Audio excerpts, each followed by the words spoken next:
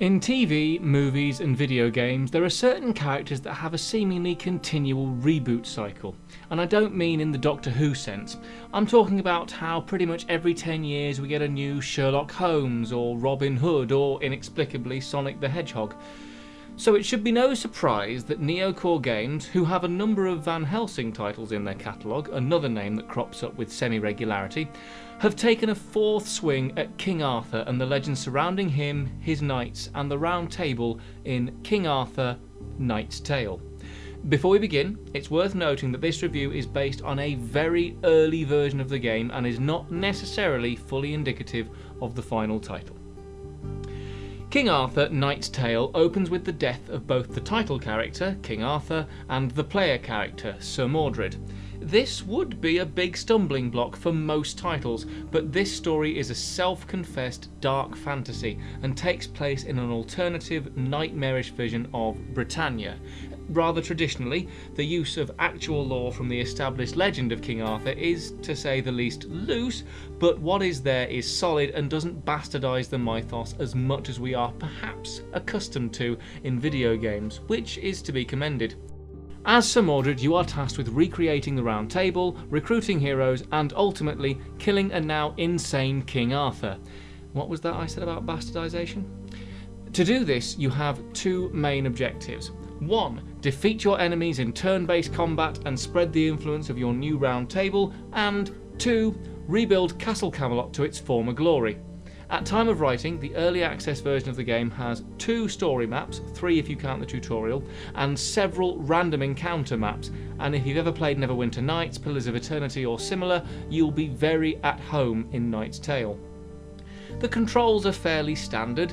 Click the mouse where you want to go, or use WASD if you wish to move seamlessly, and explore the 3D isometric levels, which are attractive and well designed, and the turn-based battle system is about as strong, if not generic, as you could imagine. Use your action points to attack, move and overwatch, prepare to attack an enemy that enters a specific area for the uninitiated, and try not to get killed. The maps and environments that are on show are varied and interesting, and the small amount of story we are given, and it is a very small amount, is engaging enough to make me want to keep an eye on this game's development.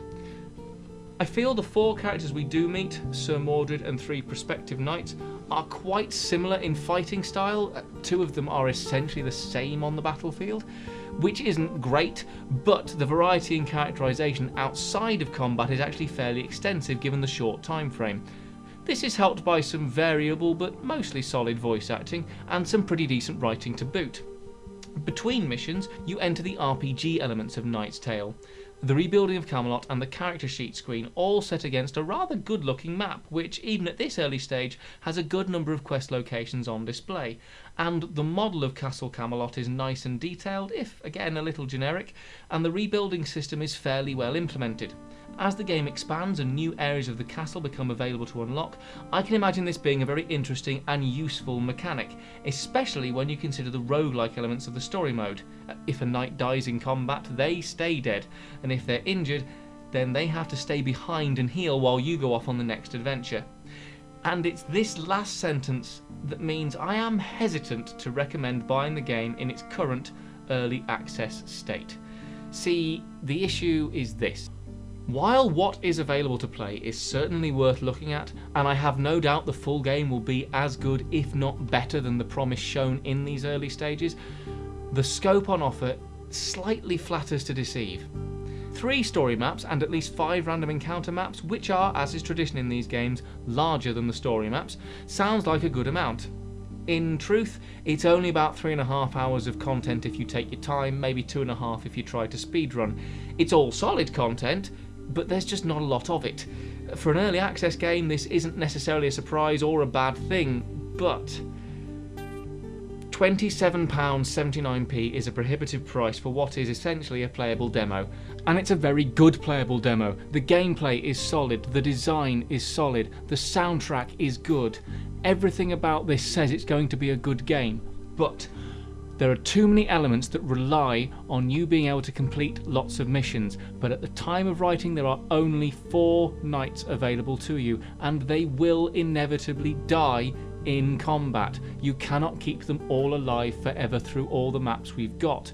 And when a knight gets injured, he or she has to stay back at home at Camelot being healed while you go on another adventure. There is no way of forwarding time without going on an adventure, and all the adventures we have right now are designed for 4 nights.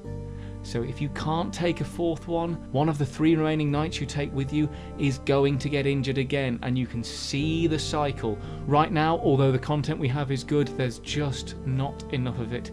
And while I support the idea of supporting a developer during development, especially in the current climate, for a game that has already had £150,000 worth of backing via Kickstarter, being developed by a company that already has over 3 million sales on Steam, a sniff under £30 seems steep for 3 hours of content.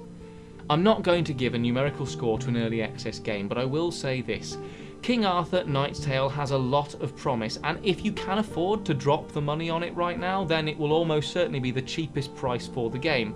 And Neocore have said on the Steam store page that the full game will be priced differently, and the final product will probably be worth it in the end. But it might be worth waiting for more content to be added before you join the round table yourself.